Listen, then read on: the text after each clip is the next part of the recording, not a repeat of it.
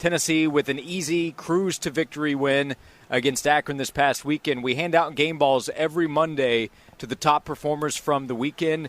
Swain, I'll kick us off, and I'll go with the guy that I think is a little underrated from the freshman class coming in. We've maybe spent more time talking about his brother, but this guy is already making an impact and will do more. Elijah Herring, a really good special teams player, I think, for Tennessee right now. Then a couple of sacks, 3 tackles, and the way that he played, he showed up. There is the qualifier that it was against Akron, but that's going to be the qualifier for any performer in the game this past Saturday. This is a guy that I think has a chance to help Tennessee at linebacker right now, and depth is still something they're trying to build. They did have Juwan Mitchell back this past weekend.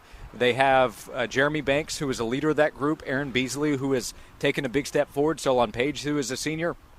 If Elijah Herring is a guy that moving forward this season the coaches believe they can count on, then the offseason question about depth at linebacker all of a sudden is not as much of a question. So, again, I'll add the qualifier that it was Akron, but that performance was really impressive from Elijah Herring. So a couple of sacks, how about 3 sacks on a drive to close things out?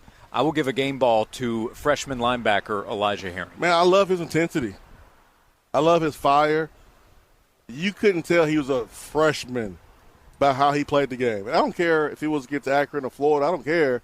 But when he made a play, man, he was fired up. He was fist pumping. The veins was coming through his arms. He was feeling it, man. And we've seen him make plays on special teams, but on defense, he was in the zone, and he was relentless. And that can be coached. I'm looking at the scout report on 247 Sports. He was a 3-star coming out. 710th player in the country, 71st linebacker. When he committed, folks was like, oh, yeah, that's good. That's good. But it wasn't that backflip, go slap your mama, 5-star type of commitment reaction that you normally see. It wasn't anything like that. But what he has, something you can coach. He's athletic. He has a want to. He takes pride in playing for University of Tennessee. You can see that on the football field. I was like, man, who's 44? I had to pull out a roster to see who it was. I have a hard time believing there are 70 freshman linebackers better. Yeah, me too. So I think he's a guy that we'll look back at from this past class, this freshman class, as a really good get for Tennessee. And then Caleb Herring, his brother, there's a lot of excitement there, deservedly so too. No, for sure.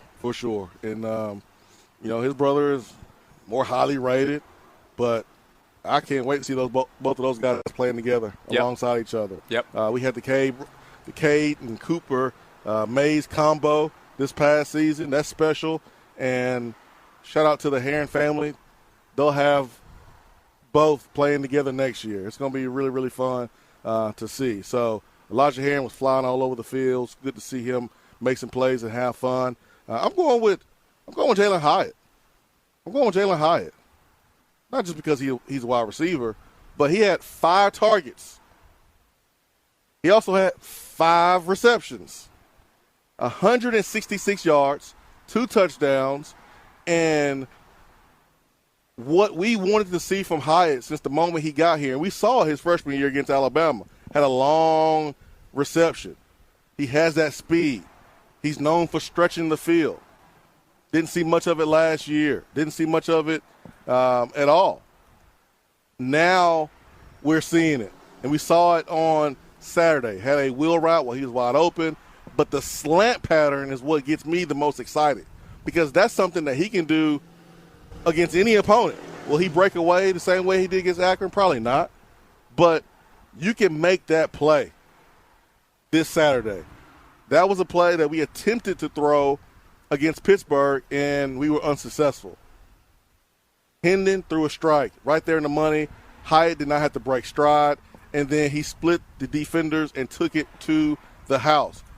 What's also significant about his performance is he did this when Tillman went out. Mm-hmm. So he stepped up. He knew, oh, man, my guy is out.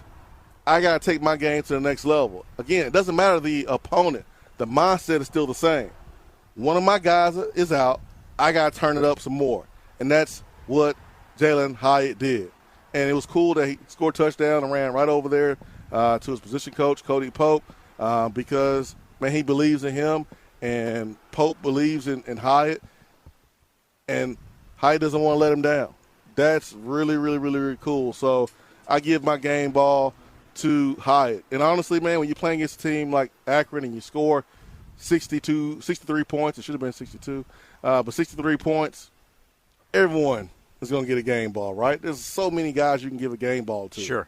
But I'm highlighting Hyatt, you're highlighting Herring, and there's probably 4 or 5 other guys that could have got a game ball too. But Hyatt stepping up when his partner in crime got hurt. 5 targets, 5 receptions. That is some quality play by him, and that's efficiency at its finest. So I'm giving Jalen Hyatt the game ball. Efficiency and playmaking from wide receiver Jalen Hyatt. Jalen Hyatt and freshman linebacker Elijah Herring earning our game balls on Josh and Swain coming out of the win against Akron.